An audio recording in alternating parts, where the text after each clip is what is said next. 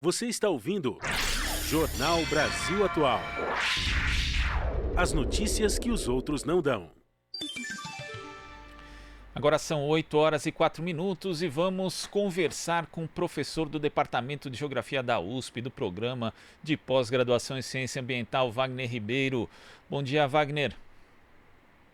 Bom dia, Glauco. Bom dia quem nos acompanha.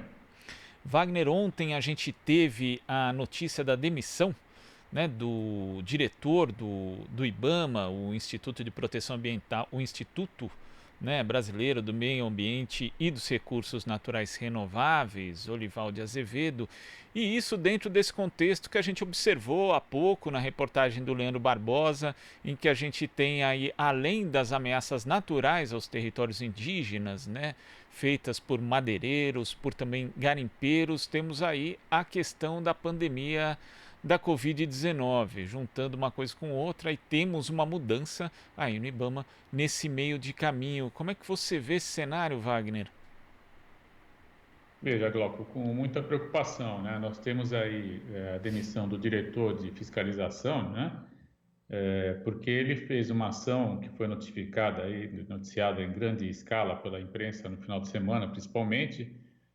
Eu acho que não há problema de dizer que foi no Fantástico, né? Enfim, foi veicular essa matéria, isso acabou dando espaço, né, para ele, e uma matéria que mostrou o combate a ações ilegais, especialmente garimpeiros, né, em terras indígenas, né? E isso nós sabemos que é uma posição do presidente de flexibilizar esse tipo de situação, de não permitir, por exemplo, que se queime equipamentos e coisas dessa ordem. Como isso acabou ocorrendo, o Olival, que é, na verdade, major, né, da Polícia Florestal de São Paulo, a origem dele é aqui no estado de São Paulo, ele atuava junto à Polícia Florestal, né, lá na região de São José do Rio Preto, se estou bem lembrado, e ele foi então levado pelo Ricardo Salles, que foi secretário de São Paulo também, né, do Meio Ambiente. Então eu costumo sempre lembrar quem começou a projetar que cometeu o primeiro erro talvez tenha sido o então governador Alckmin, né, que deu a Secretaria de Estado para o Salles, e daí, enfim, as coisas começaram a se desdobrar, e hoje ele é, infelizmente, um ministro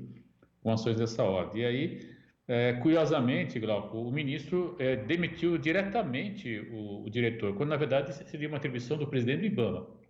Então, tem aí duas questões muito curiosas, quer dizer, passou por cima do próprio presidente do IBAMA, que sou eu, por exemplo, pegar meu boné e ir embora, né? Enfim, porque, afinal de contas, é uma ingerência bastante séria, mas parece que esse governo é desse jeito, né? As pessoas vão a cada dia mostrando maiores, eu diria, cada vez mais disfarçatez, né, em relação aos seus objetivos, que no caso, e aí a reportagem do Leandro Barbosa é precisa, né? Me parece que é uma oportunidade que eles estão vendo de praticar genocídio, sim, contra povos indígenas, que é aterrar, enfim, é completamente, eu não consigo, a palavra até some, né, da minha palavra, da minha mente. É realmente uma ação que nós não podemos de forma alguma apoiar, né?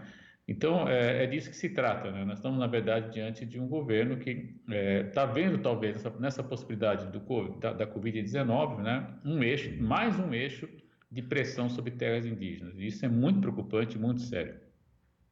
E ontem a gente teve dados, inclusive, do Amazon, mostrando que o desmatamento aumentou em março em relação a março de 2019, mais de 200%.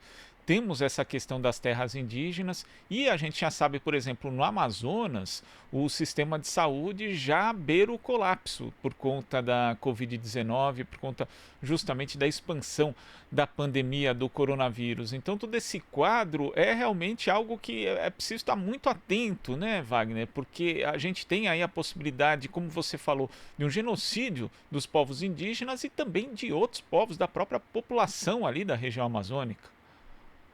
Sem dúvida, Glauco. O estado do Amazonas já é hoje o quarto estado em número de contaminados, né? O que é muito preocupante.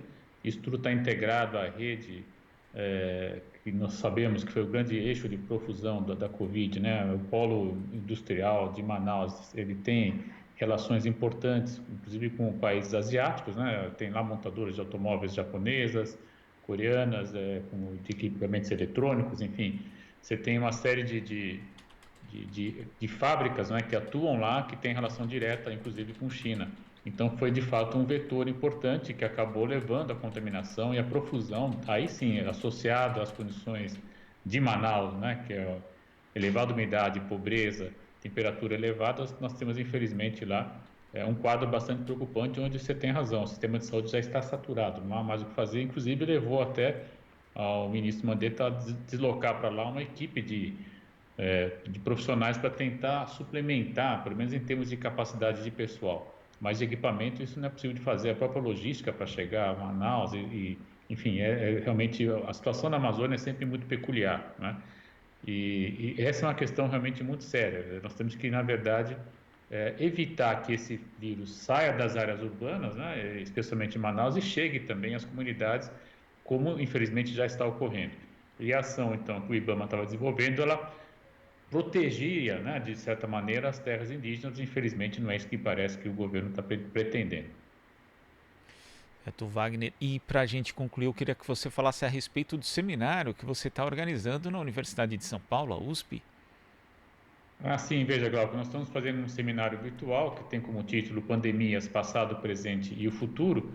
E a cada semana nós estamos convidando aí um colega, uma pesquisadora, enfim, para que possa expor um pouco, né, de como a geografia, enfim, pode contribuir para analisar e interpretar essas questões sérias que a humanidade está vivendo, né? E na última segunda-feira tivemos justamente a participação da professora Maria Madalena Cavalcante, que é geógrafa, doutora em Geografia pela Federal do Paraná e professora da Universidade Federal de Rondônia. E ela justamente fez uma importante apresentação sobre a Covid na Amazônia, né, onde ela já destacava por uma série de estudos e mapas que ela conseguiu gerar, e também em apoio com o próprio Centro de Vigilância da Amazônia, né, que é vinculado ao Ministério da Defesa. Ela conseguiu mostrar claramente a penetração, né, da Covid já na toda a Amazônia Legal, e mostrando uma das questões que nós inclusive tivemos chance de discutir foi justamente essa preocupação de que vários municípios de pequeno e médio porte, onde nós temos maior proximidade com terras indígenas, eles já encontram, né, infelizmente, a Covid, e isso pode ser um vetor, sem dúvida, de penetração para as terras indígenas. Associado a isso, eu diria também que nós estamos falando de uma zona fronteiriça muito grande, né? A nossa maior faixa de fronteira está na Amazônia Legal.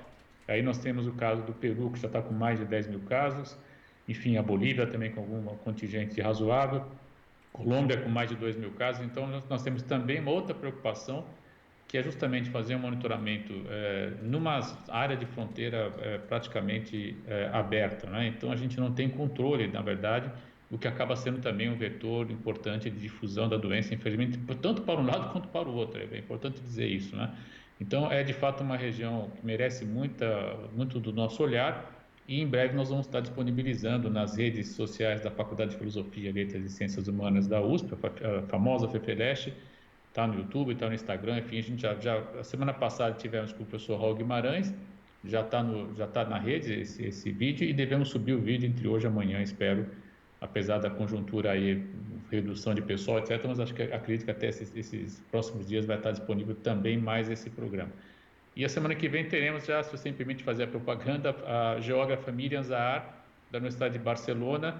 Ela vai mostrar a situação na Espanha e também na União Europeia. Então já fica aí o convite, depois vamos disponibilizar. Não dá para fazer ao vivo, a gente não tem ainda equipamento para fazer uma live do tipo, mas a gente está gravando e aí depois disponibiliza.